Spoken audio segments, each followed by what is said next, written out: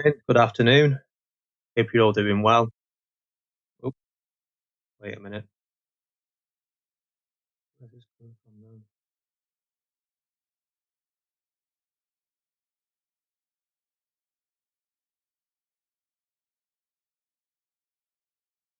Bear with me for a second.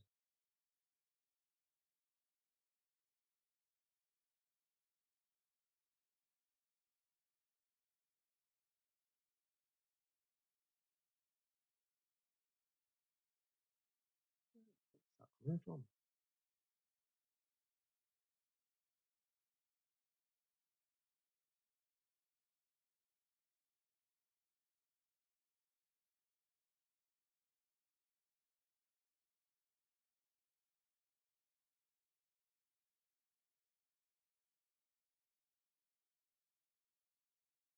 I'll try this again. Okay, I think I fixed it. I had one of the tabs on loud, and it was basically repeating what I was saying, which is just typical. Anyway, so good afternoon. Hope you're all doing okay. Before I get started, the usual nonsense. Not a financial advisor. It's for entertainment purposes only. You can lose all your money, etc., etc. All right. So today's stream is going to be about Jupiter, and I'm going to take a look at some altcoins and some trade setups as well.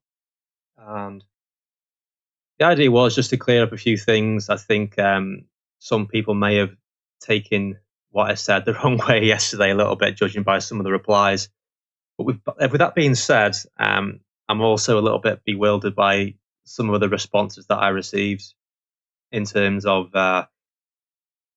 well, the one thing that got me the most was the whole growing the pie thing. I still can't get over that. But we'll get onto that shortly. So, one thing I'm going to say first is I did misinterpret the original release of the tokens. I actually thought it was 30% of the airdrop in January, where it turns out there's already been an agreement of 3 billion to be burned back in August. So, as far as I'm concerned, I'm going to say that burn is effectively priced in already. Um, it's already known information. You know, I'm pretty sure everyone knows this already. If it's available to the public, then it's most likely already priced in. So I don't really think the whole burn is going to have much of an impact on this release of additional tokens into circulation.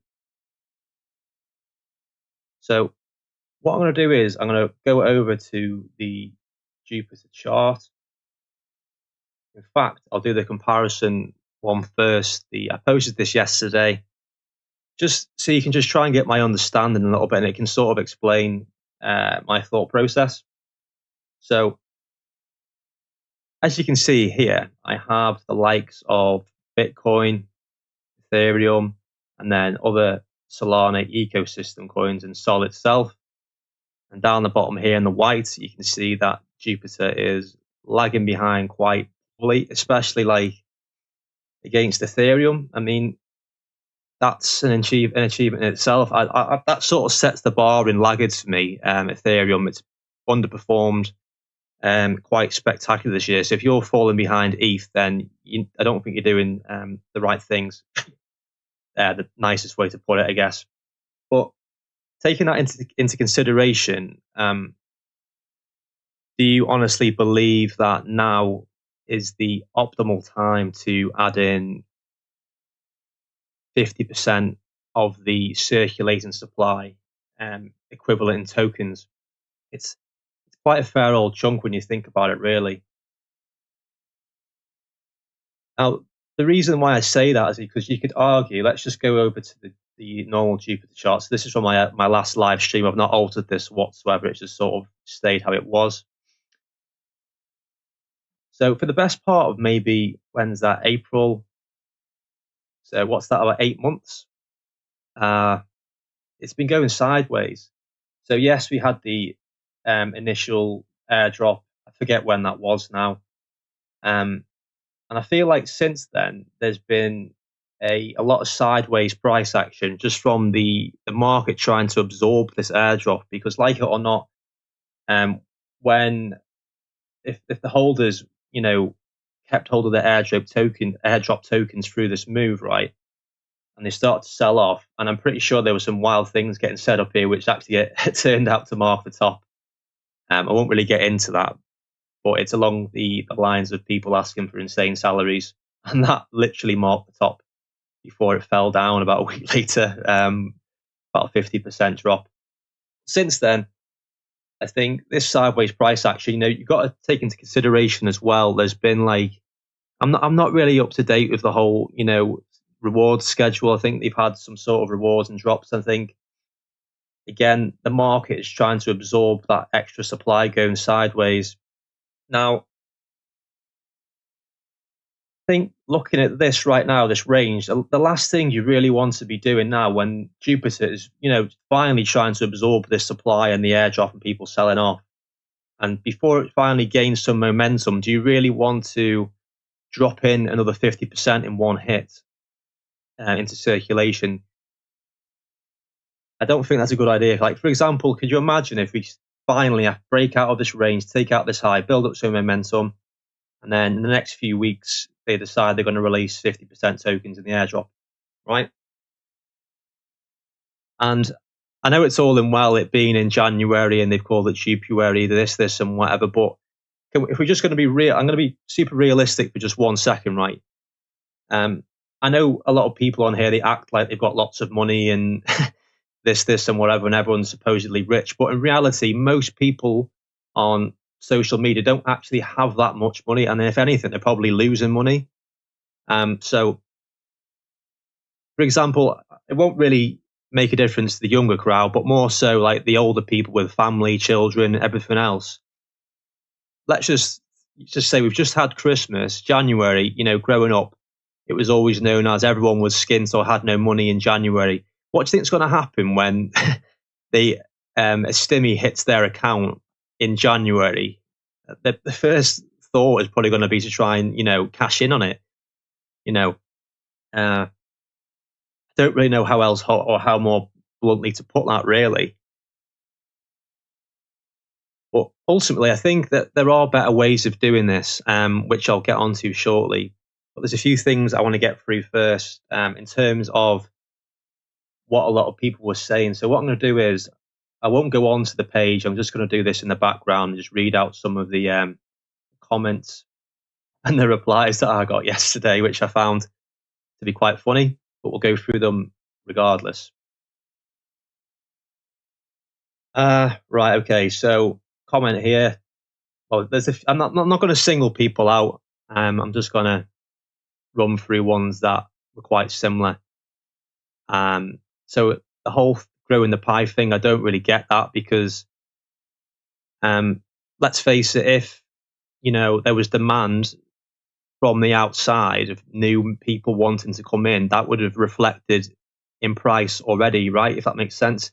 If the demand was there, then the price would already be going up, reflecting that there's demand for more people wanting to buy in. And looking at the price action, that simply isn't happening. Okay. I don't want to sound, condescending or derogatory or anything like that, but it really is the most simple part of, the markets and trading. It's supply and demand. And there's no evidence from what I can see on that chart that there is enough demand for there to be an additional 50% of the supply added in the near term. It's as simple as that.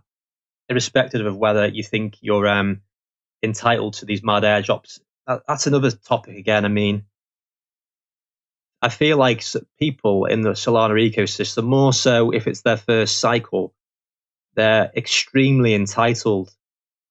Now, the reason I say this is because I'm probably going to sound like a fossil now, but when I first started to buy crypto a few cycles ago, it was super fucking hard for me to buy anything. And not only that, I'd get absolutely hammered by the fees. The fees were astronomical to just buy crypto in the first place. And not only that, I could only buy with the taker model with market price. So not only was I getting nailed on fees, I was also getting the worst possible price for the purchases.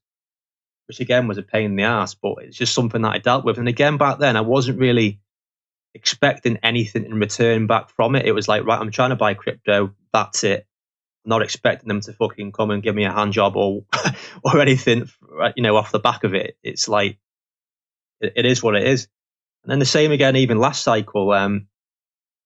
I can't even begin to explain how much money that I spent in gas, trading on the likes of Uniswap and stuff. And back then, I didn't expect any airdrops. I wasn't that bothered about it. I was using the platform, and not once did I think I should be entitled to get fucking some sort of airdrop for using their product. Why haven't I got it? It's a joke. And if you think about it already, I'll actually briefly go over to them now. So the airdrop can't even say it. The airdrop checker, we'll call it. So you've had Jupiter, Pive, Jito, Wormhole, Bonk, Ponky, Wen. The fucking list doesn't end. Camino, Tensor, Parcel, Drift. All these airdrops, yet people still aren't happy about what they're getting in return from this ecosystem. In reality, for me, there's never been a better fucking cycle. We truly have been spoiled with what we've received so far. And I just don't get this whole entitlement thing that for absolutely anything that they use, that they should be entitled to some form of return or airdrop or whatever. That they're providing a service, you use the service. It's simple as that. If you get something in return, then great, that's a fucking bonus. And ultimately, if you're plainly using that platform just to ultimately farm, then more fucking fool you. Like at the end of the day, like the airdrop you may receive is not going to reflect in the fees that they're generating from your volume. It's ridiculous, and it's almost like people are purposely taking bad trades just to build up volume. Or even like this is another one that got me, the whole Jupiter futures trading. Like if you knowingly can see that before I get on to that, I actually asked some of the guys in the educate community a while back and said, has anyone used Jupiter Perps? What is it like? They told me the fees are quite expensive, the liquidity is quite bad, slippage, this, and whatever. So I sort of made a decision to think, right, I'm not going to bother using it then because it doesn't really sound very good, or efficient for me to use it, right? Didn't care about the potential airdrop because you've also got to weigh up, right, okay, is the expensive fees, the slippage of price, etc., going to make up for the airdrop that I might get in the end? Potentially no, which is a lot of things that I thought people might have weighed up at the time. If you knew the interface and that was bad, but you were just using it anyway because you wanted this airdrop, did no one seem to think, right, I'm going to use this for a week and I'm going to calculate how much it's costed me, or cost me in fees, and how much I've been slipped on price on my P&L and everything else. If you calculated all of that in that 1 week and then projected that for 12 months, and then say give you a valuation of, I don't know, the equivalent of 3,000 G, but whatever it could be, you've then got to weigh up, is that really worth doing that and go through all that stress? And not only that, you could be potentially losing money in the meantime, just trading. You could be feeding that perp platform, topping it up with $1,000 every other day, and then just losing it all just so you can farm an airdrop. It's completely bizarre. I honestly, I just don't get it. And some people's way of thinking, if anything, again, that's more for you. If you know the platform was shit, then you continue to use it just to farm an airdrop, then that's kind of on you. It's not anyone else's fault. Right, so we'll go back to the comments. See what we can find. Here again, just reiterating what I said about growing the pie, expanding the community. It doesn't make any sense because you want new people to come in just to buy what's in circulation, generate demand that way. And then when there's enough demand to reflect that, there's, it makes sense to potentially start adding in new supply into circulation and do it that way. But as of right now, it doesn't really make a lot of sense to do that. And if you are going to, at least try and change how the airdrop is distributed. So I completely understand when people say, "Oh, well, we were promised this, and whatever." You know what? I get it. Probably shouldn't have said that, but here we are. And in reality, if you do really care about Jupiter and its future, because again, there's been comments saying I'm thinking short term, but I'm like literally the least short term thinking person you could actually imagine. I'll always look, years down the line how things may pan out, and that's kind of what I've done with Jupiter. So there's got to be a better way, because I think just dumping the airdrop in isn't the answer, and maybe even to keep the promise, but just alter the way that you receive that airdrop might work a little bit better. So, do you know what? I'm just going to sort of demonstrate what I mean by this. So, we'll go on to the Jupiter chart. So, for example, get the brush out. If we get some positive price action out of this, and it starts, gaining a bit of momentum, start heading into January, knowing that this airdrop is looming, that could stifle momentum. And then what happens? We fell back into this shitty little range again. And then market has to absorb that 50% supply that's been, dropped back into the market. So then if we find ourselves back in this range, fucking doing this nonsense again for the next however many months while everything else is going vertical, it's not going to be nice to watch. So I was kind of thinking, why not sort of drip feed the airdrop supply, and then maybe even introduce some sort of marketing campaign, like similar to how, like what Bonk have done, the burn Bonk or whatever, maybe something similar. And I know I made a joke about, adding coins to the supply, but this could be like a way for you to sort of like, I don't know, unlock the airdrop or something or other. I don't know. It's just something to make it better, and then maybe not stifle any momentum that could build up, and then drip feed to sort of mirror the demand, or if new demand comes in. But I think it is really important to see demand coming in first before you go adding supply into circulation. I mean, you've only got to look at I'll use NFT collections as an example. If an NFT collection it looks exactly like this, right? Do you really think anyone, well, I say do you really think anyone, a lot of people did it, but any sane person would not want to increase the supply when the price action has looked like this the best part of 8 months. They're going to want to generate enough demand first, gain some momentum, and then maybe potentially think about expanding the supply. You don't want to do it now. It's just something to keep in mind. So let's say if you were to drip feed the airdrop over, say, the next 6 months, so it starts in January, then at least the price can sort of do this, and it's not disrupting the momentum too much, and it can still continue to actually go up, and the demand will still outweigh the potential, the extra supply that's coming in. But because it's coming in gradually, then it can handle it. And not only that, if it's being drip fed throughout the year, the people that are receiving the airdrops, if they see the price go up, they'd be more inclined to hold it as well, I believe. That's sort of my way of thinking. And what you've got to think is just think, if you were to stifle momentum now, and it sort of does this, and then we get to, let's say, the end of the cycle. I'm not going to give you an exact date, but let's say if you get to the end of the cycle, around out here somewhere, and it's just been going sideways this whole time, you've not had any of the upside potential, bear market hits, and then we start doing this. So you've limited the upside by having a poor, release schedule. Then you've captured all of the downside, and then you're going to suffer through the bear market and stomach all of that.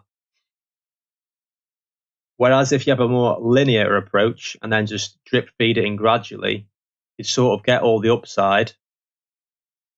And then maybe when the prices are going down anyway, because the reality is when the bear market hits, most things are going to take a significant drop. I'm talking like 80, 90, 95%. It's going to happen everywhere. So you could maybe accelerate the supply sort of rip the band-aid off. Yes, it might not look too pretty, but most charts will look like this regardless. Not just that, at the end, when the price finally starts to bottom out down here somewhere, because you've sort of ripped the band-aid off and people have panicked and sold down here, you're going to have a faster accumulation process versus what this method, and it's going to be faster to break out and go back up again and be one of the leaders for the next cycle. That's sort of my thought process behind it.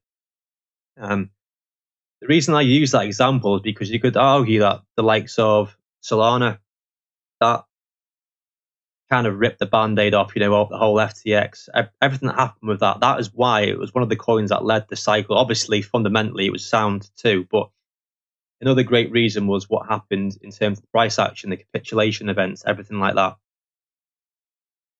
Okay. Back to the comments.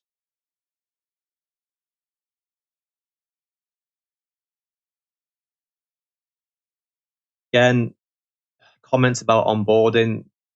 What's wrong with trying to onboard somebody to buy from the circulating supply first? It doesn't. You don't need to expand the supply to onboard more people. You want the demand to exceed the supply first. Oh, this is another funny one. Like, of course, that I know that a burn is not going to have an immediate effect on price and send it to the fucking moon, and then there's going to be green candles everywhere. I obviously know this, but in terms of looking at the bigger picture, it's much better to remove some of the supply, even if, like, I think at the moment, obviously they've got that 3 billion that's been removed. What happens if they agreed to have the 1.4 billion in airdrops, but like distributed on a linear schedule? But while they're being distributed, they burnt some more of the other the uncirculated supply, and continue to do that while more was drip fed into the market. There's just a lot of different ways you can go about doing this, and I don't believe a massive airdrop in January is the way. But that's obviously something that's been agreed on, and how they go about it, we'll just have to wait and see, I guess. Again, people complaining about growing their volume on Jupiter. You just need to be more appreciative of all the platforms and the options that we have to use, and all the tools and everything else, the cheap fees, the fact that you even receive airdrop money. I mean, like I said, last cycle, I spent a lot more on gas fees than I received in airdrops. But this cycle, I'm pretty sure people have received a hell of a lot more airdrops in terms of what they spent in gas in itself. So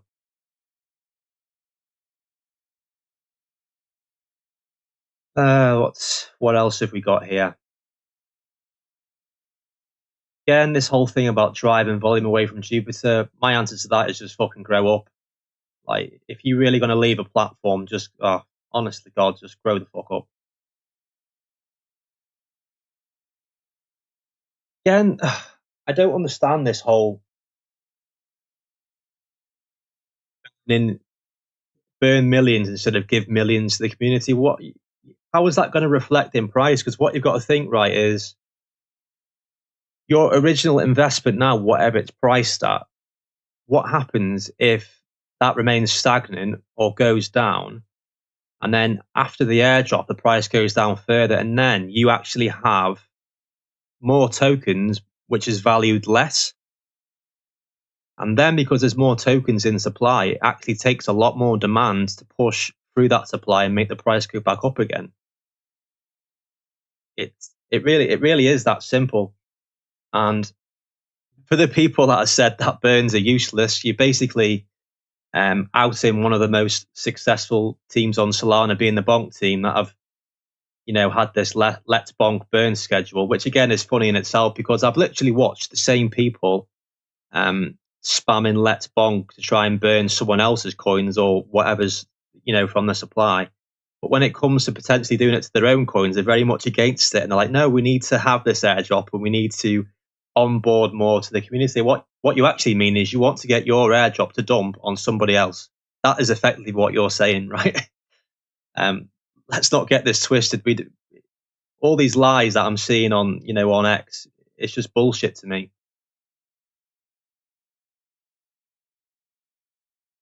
Again, what does this even mean? What but what they want is not number go up. They want a bigger and more decentralized community. You don't need more tokens to onboard more people. It's as simple as that.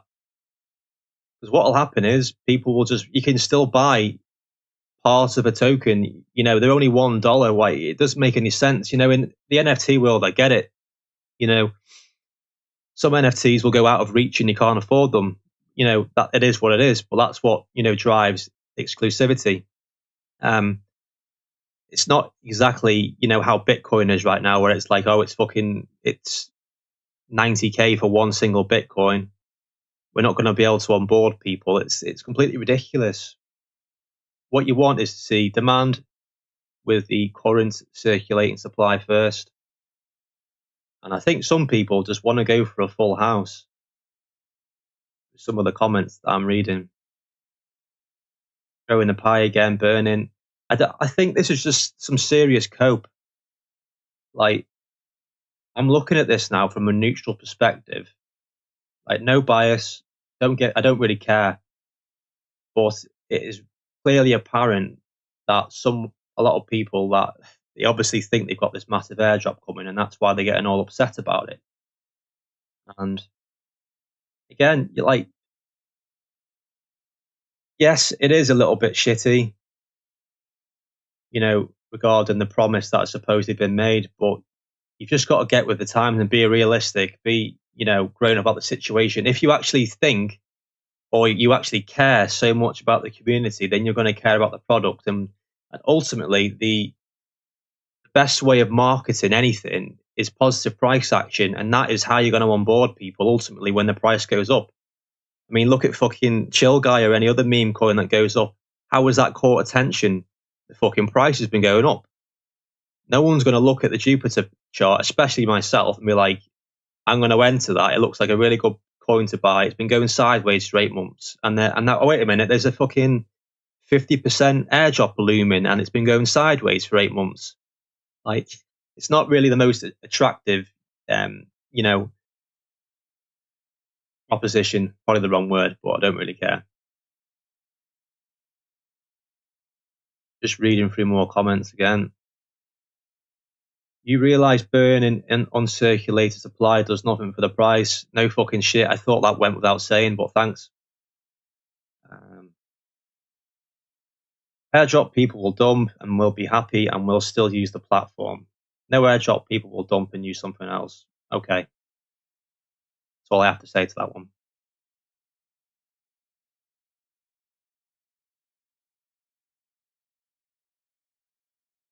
You are very stupid. Oh, the irony that someone called the wise guy calling me stupid. That's funny. Yeah, again, burning on circuit. I'm not fucking daft. I know. Like, the thing is, right, the only way you're going to get positive price action from burning really is if it's unannounced and nobody knows about it. But when it's been announced 4 months ago, whenever it is, it's already fucking priced in. So we know that's not going to have any impact, right? However, in terms of, coins in circulation in the long run, it's going to be much easier for price to go through that supply when the bear market strikes and then the price, looks to go back up again. It's really that simple.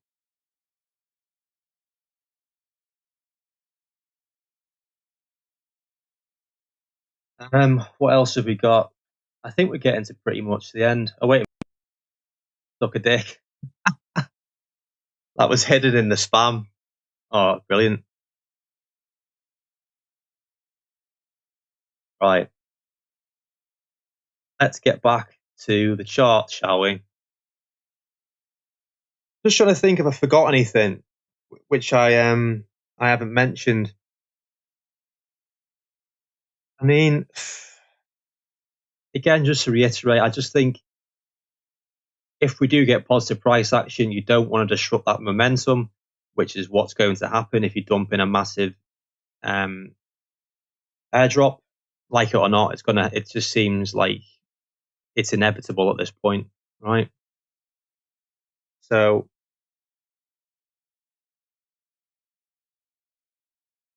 sorry, just reading through some of the comments again to see if I've missed anything.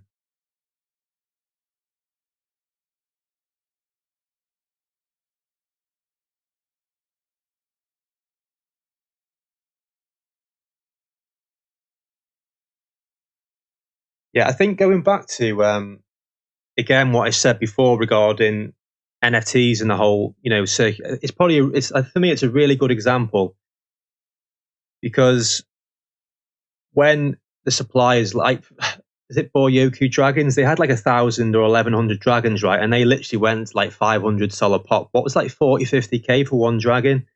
And then they started introducing eggs, baby dragons, fucking all sorts of fucking dragons, and then the Akumu dragons on ETH came along, which I think was really poor timing, but that was a huge supply. That was like 10k. And I think in total it went from being a 1,100 collection to like 15, 20,000. And it took the market fucking a long time to absorb that. And it just simply hasn't recovered from that because that's huge supply dump. Not to mention that NFTs have been struggling a bit anyway. It's just sort of reiterating why you have to be careful the way you release tokens, especially when you're taking the recent price action into consideration. Just looking at this chart right now, without the airdrop, I'd be like, that looks ready to go to me. I'm quite happy for this to start to break out. Clear inflection point there. It's tried to recover. You've got support, break back under, resistance, break back above, deviation, back above, potential support, and then we can go off to the races. But now we have a potential hurdle in the way of this airdrop. Because not only that, there's going to be people anticipating that airdrop, which again could be people that are pissed off and they just start selling before then. So it could like curb momentum even further. I think there's not going to be a perfect way of doing this, but there's always going to be a slightly better way. And I do believe some sort of drip feed throughout the year, 6 months, whatever it is, where people receive the airdrop gradually. So the promise hasn't been broken; they're still getting it. That's sort of the best way to put it, because you could argue all this price action here could still be from absorbing the first airdrop distribution and also all of the rewards that people have been getting throughout this period. So you don't really want all of that to happen again when we're getting into the most important part of the cycle, really. Like that's my point of view. So maybe just I don't know, remove the emotions out of your thinking. I think there's a lot of emotionally charged people at the minute because they're just thinking, oh, I've been trading on this, and I think I've been thinking of this airdrop before bed every night when I wake up in the morning, think I'm going to get this in January. It's like, I get it, but at the same time, you just have to look at the bigger picture, be realistic with what is actually happening right now. I mean, we want that price to go up. It's simple as that. Little inertia, and just let it breathe. And by dumping those tokens in, you're not going to be letting it breathe very much, I'll tell you that. So until I see some evidence of positive price action, I don't think it's a good idea to dump in a load of tokens.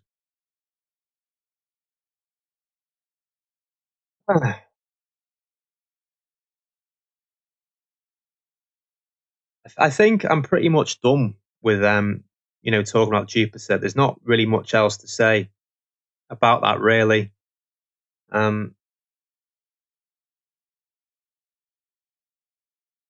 I think ultimately you just have to remember how lucky we've been this cycle so far with airdrops and how many tools we've got, how cheap the fees are to trade on, all of these benefits that we have now, which people didn't have in previous cycles, which are all taken for granted now, and it's just turned into this massive everyone's entitled, to thinking that they should receive free money and they have to get this and they have to get that, and it's just completely ridiculous. Thinking for whatever product you use, you should get money or some sort of returns from it. I just think it's crazy. But yeah, I think that'll do me for Jupiter. And what I'll do is I'm going to move on to some altcoins. instead. So again, next time anyone tries to say I'm not thinking long term, I really am thinking long term. I want Jupiter to do well in the long run. I want to get the best possible, upside potential, and then obviously the inevitable downside, which is going to come regardless of whatever happens here, right? Get the watch list out. So first of all, I'm going to look at Chill Guy. Wait a minute. It's on the hourly time frame.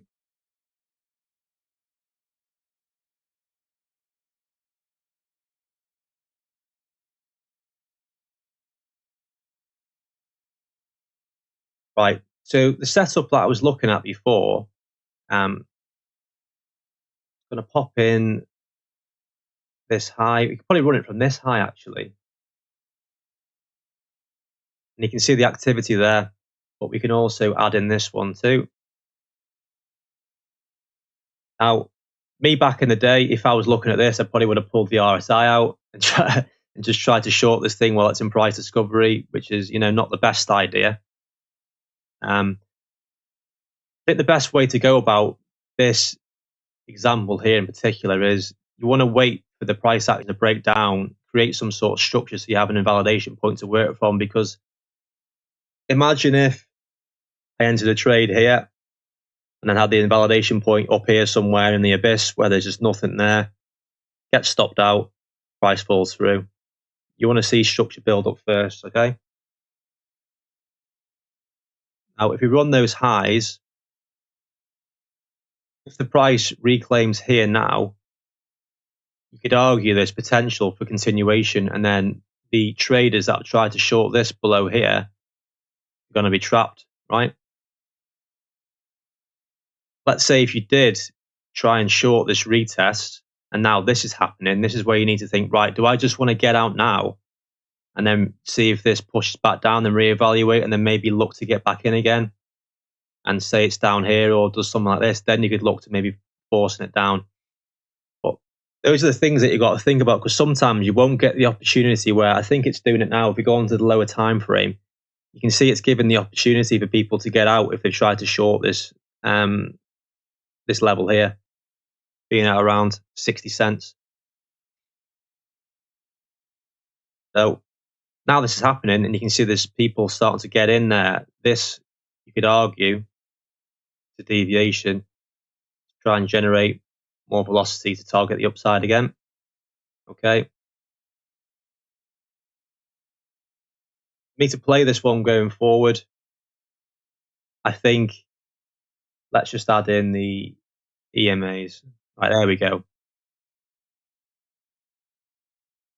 Just going to try and get rid of some of this stuff in the way.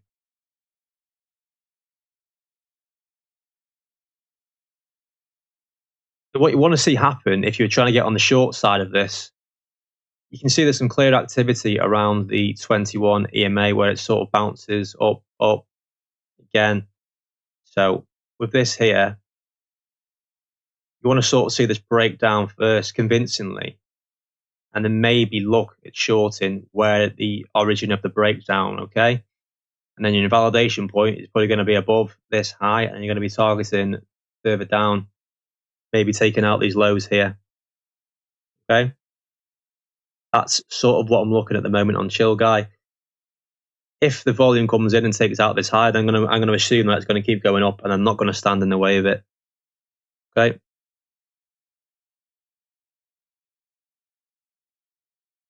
So we're going to go on the daily time frame for this. Let's have a look. So again, just using the 21 as a guide. Even if I was to throw in, run from this high, look what's happening right there. You've got resistance to those highs, resistance, activity above, break, retest, held, break back down, retest, retest. So looking at this price action right now, it's starting to lose the trend along the 21 moving average, and it's also trading below this critical level for me, and that could potentially be a deviation above here. So you've got to make the decision whether this is the deviation or this is the deviation. But for now, you just have to try and take things as you can see it and then assume that this is going to be potential continuation. It's very close on this candle here to engulfing that one, but it actually didn't. So there is a safer way if you were to try and get into this, but obviously, you know, with it being trading, you have to take calculated risks sometimes. So if I was to try and put this into a trade, looking at this right now, I'll just pull out the short tool. Say if you were to run from there, I'd say if you're out of the way of structure, it's going to be around about here somewhere. Because if you run it off this high, you could technically be stopping out into structure, you know, through all this. So you want to try and put a bit of extra space.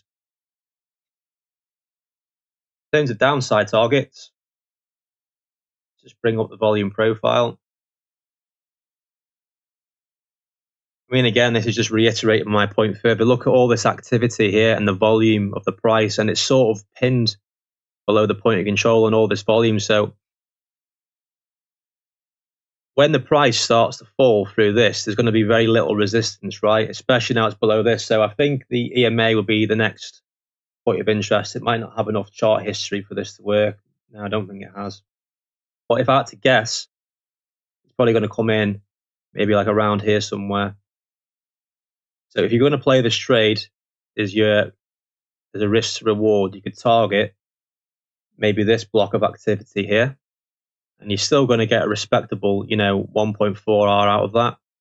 Now you're probably looking at this and thinking, fucking hell, 28% stop loss. And thought, no, that's just the percentage of the price movement. It's not how much that you're risking. That 28%, like I said before on the leverage or risk management video that I've made, which can be found in my educational content, that 28% represents whatever you're willing to risk.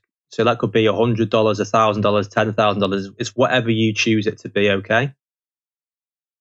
Then obviously your returns, say if you were to risk 100, you put it in to get 140 back in return, the 100 that you're risking. Obviously in addition, okay? This coin,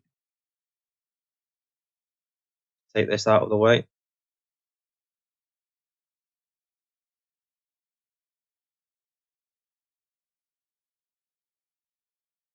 Seen some old drawings here. Held the must hold.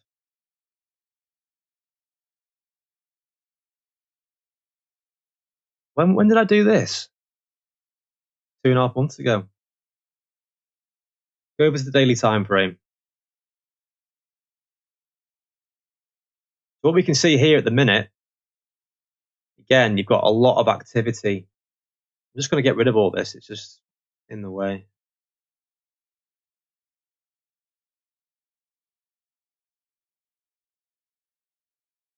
Right. Go back to the weekly just to check out these levels first. Right, okay. So looking at this right now, you can see it's sort of trading, you know, up and below the EMA. So it's not probably the best guide at the moment. The reason why I was thinking of potential shorts is because I zoomed out and I found this scenario right here. Sort of was doing this. And it was flirting with the idea that it might be breaking down and losing this trend. Right? I think it was actually, if we go back, Goat was doing a very similar thing. Let's go on the 4-hour. It might not be Goat. It might be something else. I can't remember what coin it was, or was it Frog? Frog, whatever. Sound like a right clown saying flog.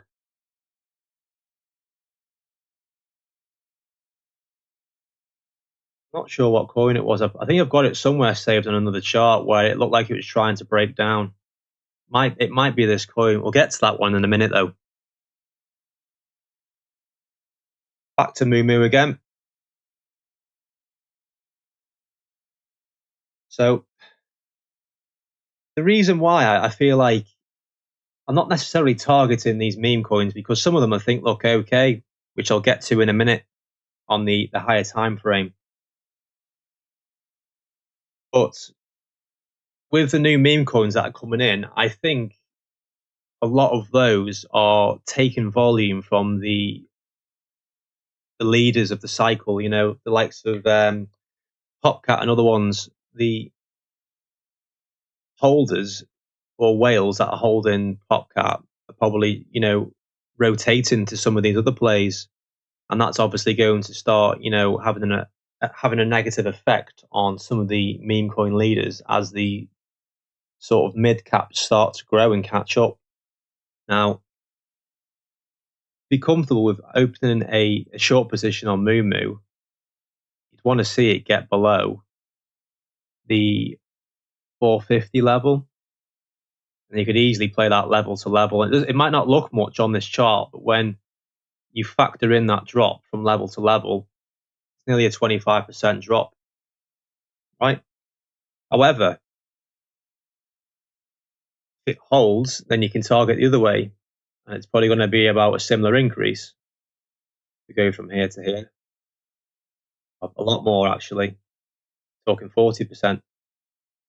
I think my only concern with this at the minute, the reason why I was targeting the short side a little bit, is because you've got this price action here where it's tried to break out. Buyers have got trapped, and it's starting to do this, and it's starting to push through the gears. And obviously, it's fell below that moving average. Go to the 50, it's below that. 100, it's trying to recover that. Bring in the 200. Right, so the 200 is coming in around this low. So again, I think looking at that now, I'll probably be a little bit more hesitant on trying to short this, especially from here, because you're going to have some sort of first trouble area from this moving average and then the confluence from here, right? So maybe not the best choice of shorts on this one. Now I've actually looked into it properly. Probably should have done this before I went live on stream, but there we go. Right, swiftly moving on to the next one. So what I'm going to do with this one, actually, I'm going to run through the process that I used to short it, because I think a lot of people got upset when I short this, but I wasn't referring on shorting it down to zero. It was just like a short term like swing, like an intraday trade. It was nothing crazy. It was just like, you know, playing the low time frame movements. So my thinking behind it, if we go on to here, go on the daily time frame first. So first, I identified the high here, right? So I put that in. That is where I placed my original stop. So as you can see here, that stop was above here. It was lucky I used that, because if I didn't, when I nipped out to go and see my mum and dad, it would have took me out if I ran it from this stop. But I thought there was a potential chance of it running those local highs. But it didn't. It ran that high and only went to here. So after this wick happened, that made me a little bit more confident in what was going to follow, because it swept the liquidity from those highs, and you had these large rejection wicks. So I thought after that happened, sort of had it by the balls, and the idea was try and add a bit more around. It was just about, let's have a look. My bids were at 450, right, and it hit 44984, so it missed my ads by an absolute fraction, and shortly after it ran the target. But again, it was just the context of this move. We go on to the 4 hour, looking at this now, when the price started to break down on this zone here and then come back up here. I seen this first move, but right, if that gives another retest up here, I'm going to get in and try and short that, because it's almost nailed on to sweep this low. And that was my thought process behind it. And it's actually gone a little bit further, but you can see now it's trying to recover this low. It's sort of dropped below, didn't close, back down again, closed back through it, closed back below it, and now it's trying to fight to close back above it. So if it recovers this, then it wouldn't surprise me if it pushed back from the 425s where I originally shorted to back up to where my short position was open around about the 470 mark, right?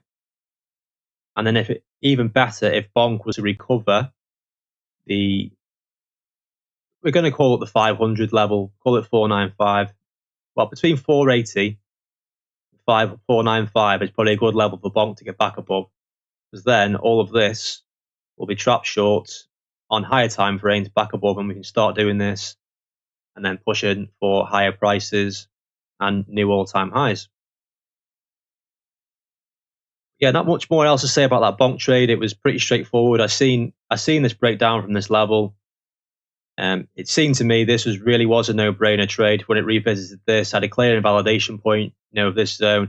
With it being one of the first tests, I thought it's definitely going to have a reaction and push it to the downside, which it did. And I also noticed that Bitcoin was looking a little bit shaky too, so that sort of, helped with the confluence of my original idea.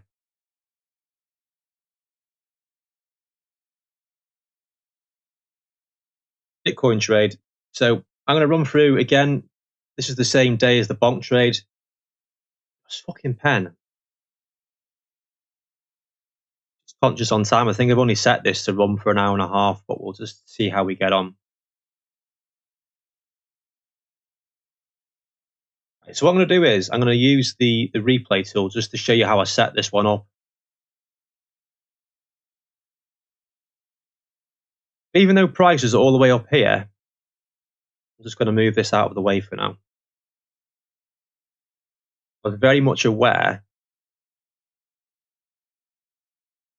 I was very much aware of this gap down here, right? So my thought was, how do I get in on this trade if the price was to fall, crash down?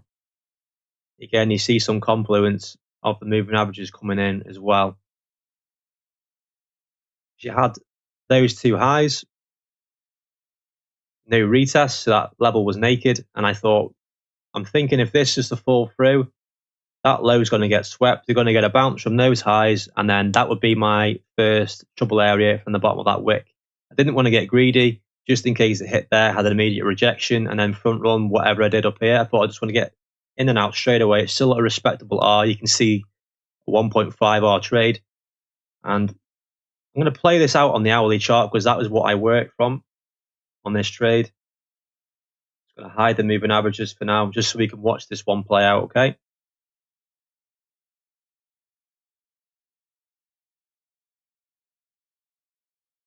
So first thing, I thought, right, when this was starting to break down, you can see it rounding off. I thought if this gets back below here, then we're game on. Clean break, coming up, bang, there we go. So when I seen this, I was on the verge of pulling the bids just because I like to see more space from that candle, but I thought there seems to be a lot of momentum falling fast into this area. When a lot of people see this, they typically panic and they don't want to stand in front of it. But we've got a clear level here of activity and an untested level. I'm quite happy to stand in the way of it, obviously with managing risk, okay? So I'm going to bring in this back on the chart. Tell you what, I can just pull this across, just so you can see that. Zoom right in. Okay, so there was the area that I was looking to bid, just below 95s, around that wick. And this wick, invalidation point, was just below the bottom of this thrust candle, okay? Let's watch how price falls into it. There we go. Bang, straight away. So if I go on to the 5-minute time frame, I think that maybe took a few minutes to play out that one, but you can see, zoom right in for this one. When you bid a solid level and there's an inefficiency, it's likely you're going to get a mean reversion where it falls quickly through it and then goes quickly the other way. And you can see there, filled on this candle at 11 minutes past 3. And then the trade closed out at 18 minutes past 3. So it was around 7 minutes total trade and a 1.3R. Pretty quick in and out trade on that one. Again, yesterday, let's just move this forward.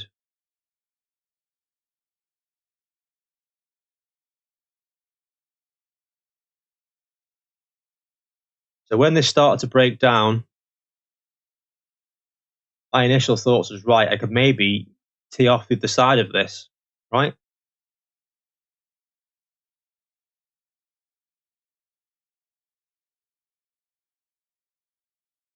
I think it might have been this candle. I'm going to move it on. Right, no, it was this candle. So when I seen this high here and that rejection, I placed the bid around here.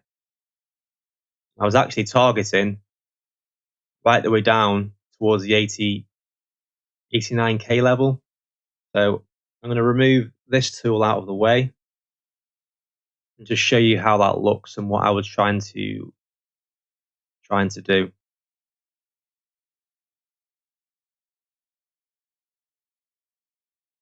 Put that up. Right. I ran it from this candle and I was targeting initially right the way down here, and it was roughly a 3-hour trade.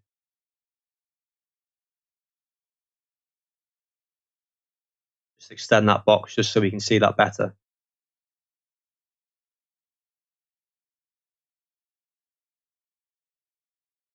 We've got that candle there going down. So it was at this point when it printed this low, I thought, I wonder if it's going to revisit and come back up again. Which it did. Then, harsh rejection, takes out that low. And in hindsight, I probably should have just took this, which would have still, netted over a 2-hour trade. But I was still, thinking I'm going to hedge I've actually still got a long open from about 65K. And I thought when I get this price action, when I see this breakdown, I just want to hedge that long a little bit so I don't feel like I need to mess around with it. And that was the idea behind this trade. And what happened was we started to do this. And as soon as I seen this happen, it looked like a swing failure pattern. I thought, I think my trade might be a little bit in danger here, so I'm going to try and adjust the stop.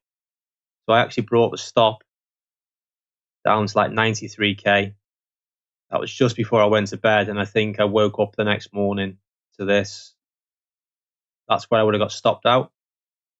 If you pull that to like there, 93K, I think it worked out just over a 1 hour trade or something like that.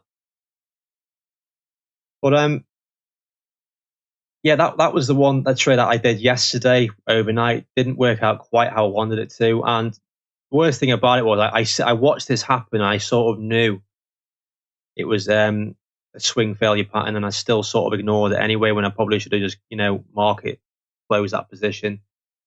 But yeah, it is what it is. Just something that I need to write down, in the journal, search for more patterns on how to, manage those trades in the future.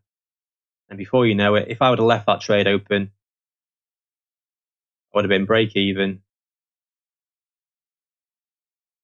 And it brings us to where we are now, where I would have been, well, roughly break even / at a loss. All right. But looking at the Bitcoin chart right now, if this does recover here, then we could probably potentially break back into this range, especially if this low has recovered around about 95,600.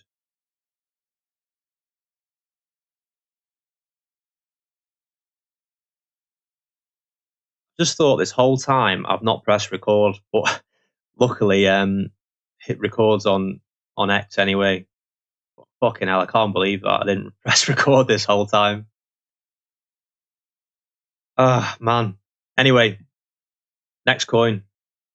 Might have time for just this one, and then I'll probably have to shut it off because you've only got maybe about 10 minutes or so until the stream ends on its own, okay? So first things first, I'm going to turn this replay off. And you can see this level that I've got in here. It's pretty simple. I watched this happen, quite a lot But the thing is, of this sort of pattern on the weekly time frame, you've just got to be super patient. Just notice I've got an alert there. Again, something super important to me. If you can see that, those alerts coming up at the bottom, it just makes me aware of when price hits a certain inflection point on the chart, so I know to work around it. I'll take a look at that after. So I've run the price on the low, and if you wanted to, you could even box this in so it looks something like this. Because I'm not against, using the DCA method, completely, because sometimes when you work on a weekly time frame, you've got to accept there's going to be, a decent amount of fluctuation in that in the range. Okay, and as you can see from here, there's around, we'll call it 27 cents right the way down to about 25. Even if you were to sort of scale in from 27 to 25 and you were targeting up here somewhere, then it sort of makes sense to do it when it's that way. If it's like lower time frames and it's very, focused on R related things and you have to be a little bit more accurate of levels, that, that's when I might, use the one entry, one exit method. But if it's like a larger swing like this, I prefer to have smaller bids and sort of enter it in a zone.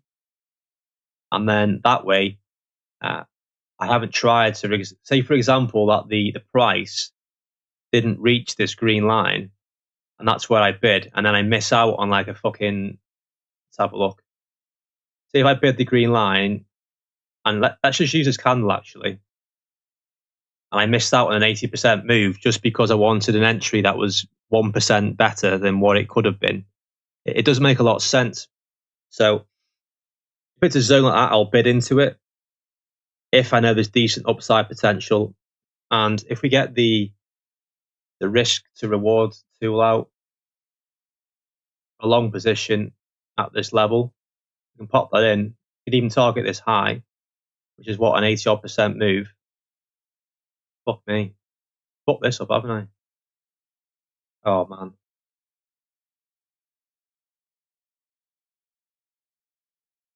Right. Made a right hash of that. The validation point is going to be around here somewhere. I wouldn't want to give too much more space. But it just shows, like, even if I was to move this into the middle of here, you're still getting a very respectable risk to reward on your returns there. Like 5.5 R for over a few weeks is pretty fucking good. But again, you've just got to allow your trade space to breathe.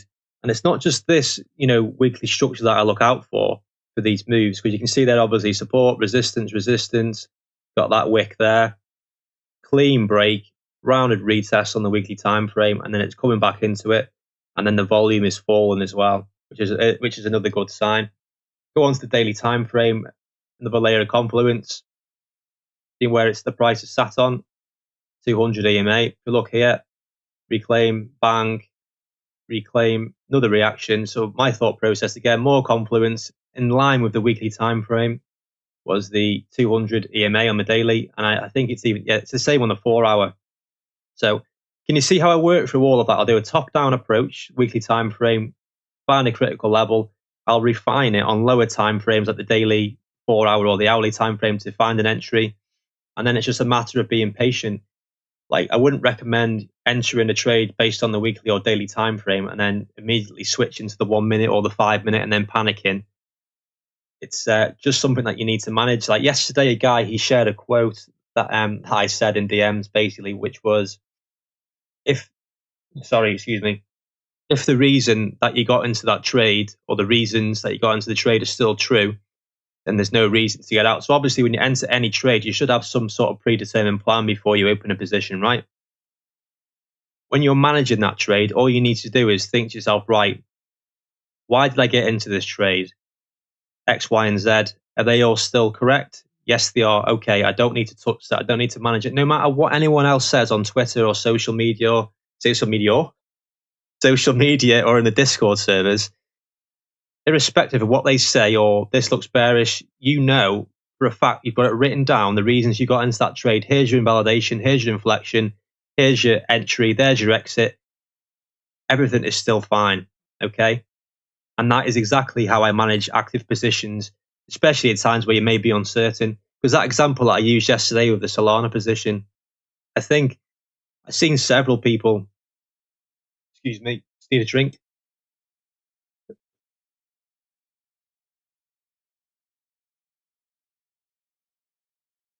Right, apologies. So when I've seen people like, posting all these random things about Solana saying it's topped out, you need to get out now. You don't want to stomach this massive downside move. The RSI is in overbought levels. And it only turned out for the following 8 to 9 weeks, the RSI was at overbought levels, and a lot of them sold and missed the entire move. So it's like that's sort of why you need to sort of educate yourself and think you've got to take accountability for your own actions and what you're doing, and just don't rely on what other people are telling you. Which is why I've always tried to push the whole education aspect. Like the people in my server, they'll say the exact same thing. I don't just give random signals. I'll say, listen, this is the chart. I know what to look for. Tell me what you can see, and then we'll discuss it. And that's sort of how I work things. And that's, the only way of learning is by doing it, So I try and stay away from these random Telegram pump and dump groups, because a lot of the time, it's just a lot of people guessing the blind, following the blind, and then you just become their exit liquidity in the end. And obviously, that's not something you want, really, in the long run. What we on now? An hour and 15 in. I'm probably going to end this one for today, I think. Just to recap, if you've missed any of this, I went through some altcoins, talked a lot about Jupiter and what I thought of the airdrop. In terms of the recording, there will be the stream that I'll automatically upload on X. It's probably going to be tomorrow. I'm not going to edit it all today because I can't be asked. So I'll probably edit everything tomorrow, give it all separate videos. But in the meantime, feel free to watch. If you're on mobile, then you can just hold down on the screen and then swipe through to whatever point you want to swipe through. Or obviously, if you're on web browser watching on your laptop, whatever it may be, then you can just, fast forward things how you normally would. But yeah, other than that, that's all I've got for today.